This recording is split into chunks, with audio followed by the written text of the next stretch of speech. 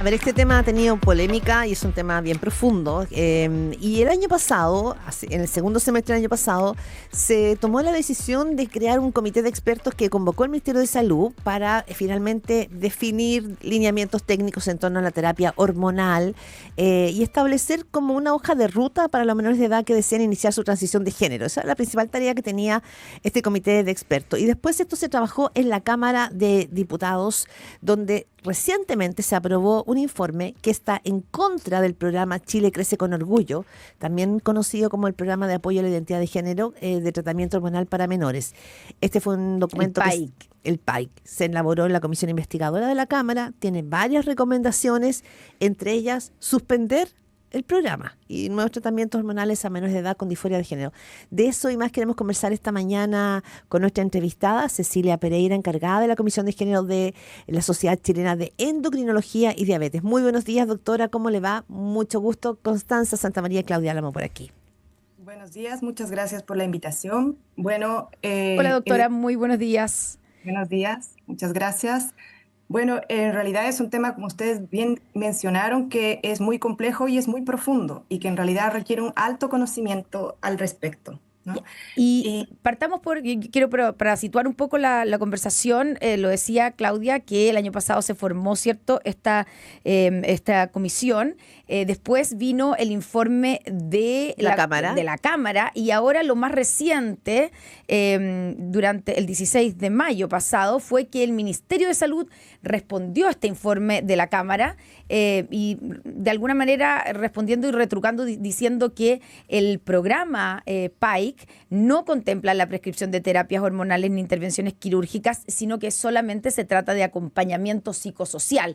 Ahí más o menos han sido las últimas noticias al respecto. Entonces, tal vez, doctora, partir por cuál fue el rol de la comisión y qué es lo que concluyó la comisión. Quizás voy a retroceder más allá. Sí, por supuesto. Quizás tenemos que partir que esta Chile Crece Contigo que ustedes mencionaron, esta dupla PAIC, evidentemente no tiene ningún rol con la terapia hormonal, sino que salió de la Ley de Identidad de Género, donde se excluyó a los niños y adolescentes trans para que puedan cambiar el nombre registral. Y a raíz de eso es que se indicó que iba a haber un acompañamiento de salud mental. Y esa es la dupla PAIC. No tiene nada que ver con la hormona, ya. Absolutamente nada, no tiene ningún aporte, pero sí trabaja en conjunto con los hospitales o centros que ya tienen programas de género instalados para seguir como trabajando en conjunto, ya. ¿Verdad? Claro, entonces, o sea, eso significa que el programa, para que quede súper claro, aquí no hay un programa público del ministerio que esté recomendando o incluso aplicando programas hormonales, incluso, digamos, cirugía a los niños o niñas, sino que trabajan junto con, o derivan, entiendo yo, derivan a niños que tal vez que necesitan terapia hormonal, a juicio de este programa, a hospitales o centros de salud donde sí se estén aplicando estas terapias? Exacto. Ahora, ojo, cirugías en adolescentes casi no hay, son adultos, claro. Sí. Las cirugías se realizan en adultos. Sí, ¿no? Entonces, eso ha sido siempre así. Eso siempre ha sido así, sí. Y está recomendado a nivel internacional, también a nivel nacional, de que las cirugías son posterior a los 18 años, ¿verdad? Entonces, así funciona. Ahora, estos programas de género que han existido en diferentes hospitales, igual han ido naciendo a expensas de la necesidad de la población. O sea, si nosotros encontramos adolescentes, familias que consultan por esta terapia hormonal, la respuesta inmediata de ese centro de salud es empezar a formarse al respecto. Entonces, sí son equipos que están formados, que a veces no tienen tanta formación, pero van aprendiendo. Hay gente que ha salido afuera a realizar capacitaciones y que siempre se ha trabajado en conjunto para un apoyo integral a estos adolescentes. Pero, doctora, a ver, antes de que vayamos al informe, porque la ciudadanía no está siguiendo la pista de esto, salvo, por supuesto, padres y madres que están viviendo esta situación con sus hijos o hijas. La pregunta acá para usted, que no sé, que es la persona experta en la Comisión de Género de la Sociedad de Endocrinología, es ¿en qué minuto de la vida de un joven o de una niña se puede intervenir hormonalmente? Usted, primero que nada, ¿usted está a favor de ese proceso? ¿Está en contra? ¿Qué dice para poder entender desde dónde está hablando? Que yo creo que no hay que ni a favor ni en contra, ¿verdad? Ya. Porque en medicina, ¿verdad? Si hablamos en ¿Mm? medicina, no hay nada realmente absoluto, ¿verdad?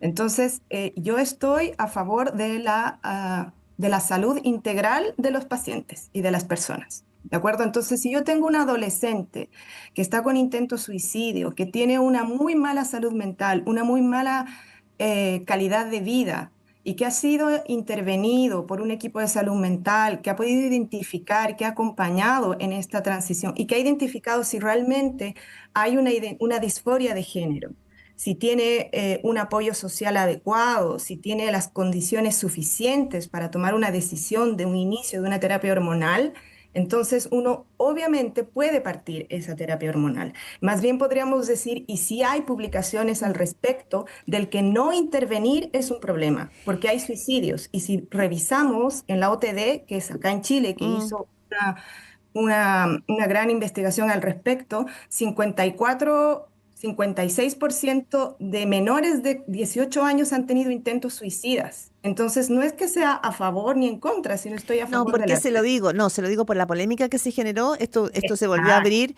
por cierto, por un informe, que no fue una opinión, es un informe británico del Cass Review, que cuestionó los tratamientos hormonales aplicados a niñas, niños y adolescentes con disforia de género. Y esto fue un verdadero terremoto en la discusión, porque también fue mostrando casos de cómo habían ido evolucionando.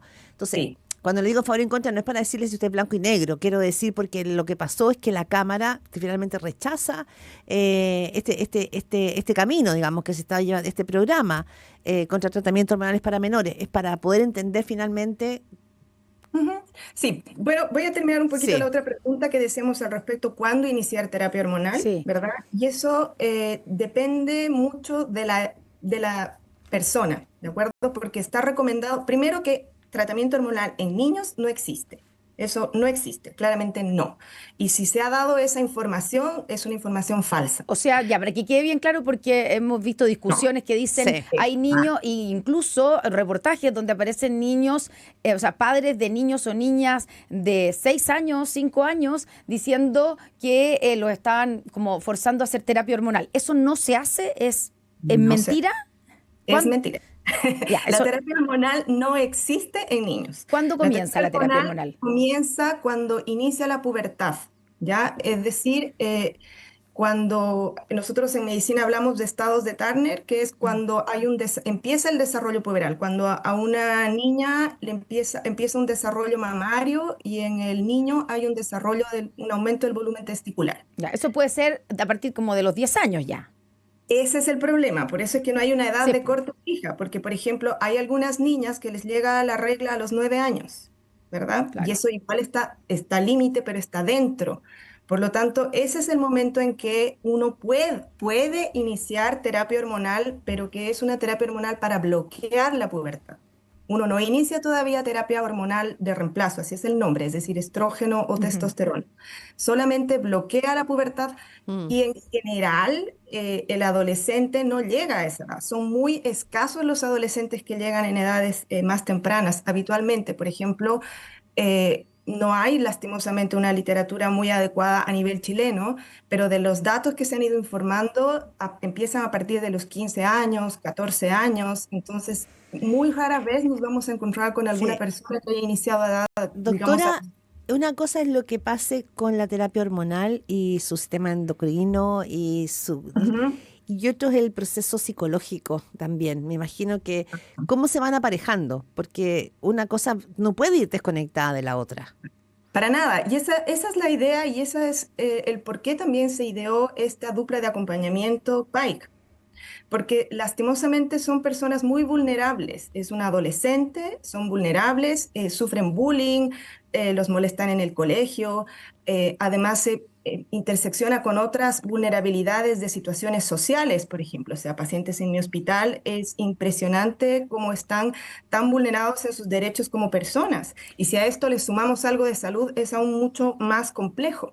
De ahí que surgió la idea de que tengan esta dupla que es gratis, ¿verdad? Que es para todo, de fácil acceso, para que acompañen a estos adolescentes justamente para ver si pueden iniciar la terapia hormonal o no. Y ya, ¿y cómo funciona el programa? O sea, ¿en qué minuto el niño o la niña llega o es tomado, entre comillas, por el programa? Eso es voluntario. Sí, por supuesto, pero Claro, ¿cómo?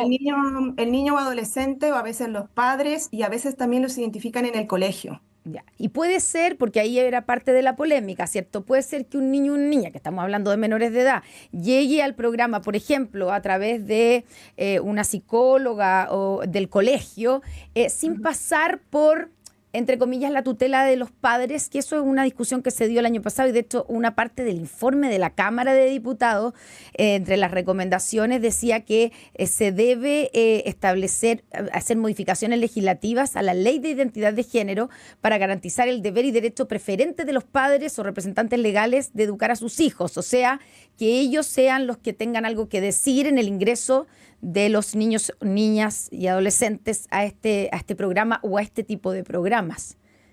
Claro, siempre lo han tenido. Ojo, ¿Ya? siempre ha habido la importancia. O sea, por ejemplo, voy a hablar un poco de la parte hormonal. Por ejemplo, para partir terapia hormonal, nosotros tenemos que tener, el adolescente da el asentimiento y el adulto responsable da el consentimiento. En ese caso son los padres, ¿verdad? Entonces, si uno retrocede al programa de identidad, ejemplo, como usted acaba de decir, llega una psicóloga que identifica a un adolescente con situación de vulnerabilidad. Entonces, esta dupla tiene acompañada a un asistente social y ese asistente social podría ir a evaluar y podría ir a conversar con los padres y siempre se ha hecho con el consentimiento de los padres.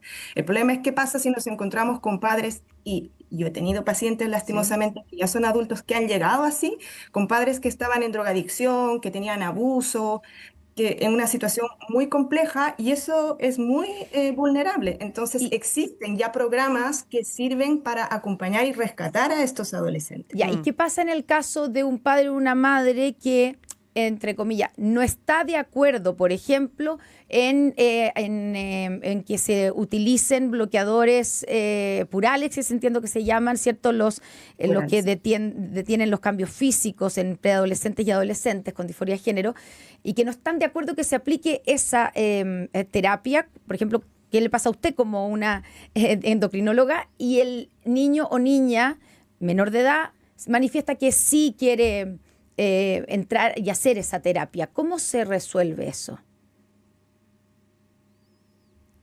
Ay, Tuvimos un problema que, no, parece que estás muteada, doctora Cecilia Pereira, encargada de la... Ahí está. Ahí ahí sí, está, estamos conversando para sí. que recordemos con la doctora Cecilia Pereira, encargada de la Comisión de Género de la Sociedad Chilena de Endocrinología y Diabetes. Doctora, Bueno, yo como les decía, tengo la ventaja de que soy endocrinóloga de adulto, así que no he ya. tenido ese problema. Sin embargo, trabajo siempre con el equipo de infantil porque trabajamos en conjunto. Entonces, esta dupla PAIC tiene justamente esa razón. Habitualmente ya no nos llegan adolescentes que no tengan todas las condiciones para partir la terapia hormonal. Es decir, que ya se ha trabajado con la familia o ya han identificado, por ejemplo, estos padres que están en contra, pero que hay una gran vulnerabilidad, pueden gatillar lo que saben que tienen que hacer las duplas psicosociales, como con los ministerios, con estos juicios de familia, etcétera, y que por tribunales dan esta indicación de tratamiento. Pero la verdad son muy, muy, muy pocos los casos en que esto ocurre. Ujú. Entonces, si el padre no está de acuerdo en la terapia hormonal, lastimosamente nosotros estamos atados de manos y no podemos hacerlo. Sí. Doctora, Y lo otro que quiero comentar, que creo que es muy importante, al hacer esto, lastimosamente hay una gran, gran cantidad de autotratamiento. A ver. Autotratamiento, o sea, si yo voy bloqueando y dejando que yo tengo, como les dije, yo veo pacientes adultos y cuando hago una anamnesis, es decir, la historia anterior, hay muchos que partieron autotratamiento a los 16 años, comprándose las hormonas y dándose tomándolas. las hormonas. Entonces, en vez de hacer un bien, estamos haciendo un mal. Mm. Hay que intentar ordenar poner bien claro, trabajar en conjunto y dar una terapia adecuada a estas Sí. personas y no obligarlos a una autoterapia. Sí, la polémica que se generó en su minuto por este informe británico era por lo que sucedía después, o sea, el seguimiento de niños, niñas y adolescentes que después querían retrotraer su decisión y que ya era imposible porque había habido, ¿no es cierto?, un cambio hormonal. ¿Cómo el tema es muy complejo y tiene, Mm. claro, una arista científica, tiene una arista social, tiene una arista personal, tiene una arista familiar, o sea, es muy complejo. Pero ¿cómo ve eso? Existen muchos casos en la data de los estudios, de las investigaciones de niños, niñas y adolescentes que después quieran retrotraer este tema y que no, finalmente no pueden, que queden prisioneros de este camino de cambio hormonal. Pues pasa eso. Yo creo que no hay que usar la palabra prisionero porque la persona Bueno, puede tomar sus decisiones y sí, puede haber no, cambios, pero ¿verdad? bueno, ¿qué Ahora, la quiere verdad retrotraer? es que el porcentaje de transición no hay mucha información al respecto y si uno va revisando la literatura, y que a mí me tocó revisar este tema, es que no hay ni siquiera definiciones adecuadas de lo que es un arrepentimiento. Porque, por ejemplo, yo puedo arrepentirme no de haber empezado hormonas, no por la terapia hormonal, sino porque tuve un problema familiar, ¿verdad? Entonces, como bien mencionó, es muy complejo y que va con aristas científicas, sociales, como pérdidas de familia, etcétera. Es muy baja, la prevalencia en sí es muy ¿Qué baja. porcentaje hay? Usted dice que no hay Mm. mucha información, pero No, no, digamos, la información que hay. La, eh, la global, la tasa de arrepentimiento y de transición global, que no hay ningún trabajo de Latinoamérica en esa tasa, ¿Mm? es del 1 al 13%. Pero esto no está dividido en niños y adolescentes, sino hablamos de En general, todo. ¿Y a usted sí. le ha tocado, doctor, algún caso? Usted ve adultos, dice, ¿le ha tocado algún caso en que ese adulto que ha tenido terapia o se ha como usted dice, Medicado. automedicado, se arrepienta? Es muy complejo esto, pero sí, sí tengo, y ahí lo voy a dividir. Hay arrepentimientos con un cese de identidad, es decir, que yo dejo de identificarme como una persona trans, ¿ya? Y hay arrepentimientos sin cese de identidad, es decir, me sigo identificando como una persona trans, pero suspendo mi terapia hormonal por otra razón. Y sí, sí me ha tocado y voy a contar dos casos. Mm. Un caso de una adolescente que no me tocó a mí, sino que era del programa y como yo mencioné, trabajo también con el equipo de endocrino infantil y con el equipo de salud mental infanto-juvenil. Entonces, que era una adolescente que empezó y estuvo 3 años en acompañamiento de salud mental y finalmente desistió, o sea, identificó de que no se identificaba como una persona trans, pese que ya había hecho una transición social en el colegio. Y ahí aparecen otras aristas, porque estas personas lastimosamente son utilizadas, y digo el nombre literal, utilizadas justamente para esto, ¿verdad? Para ¿Por ir quién?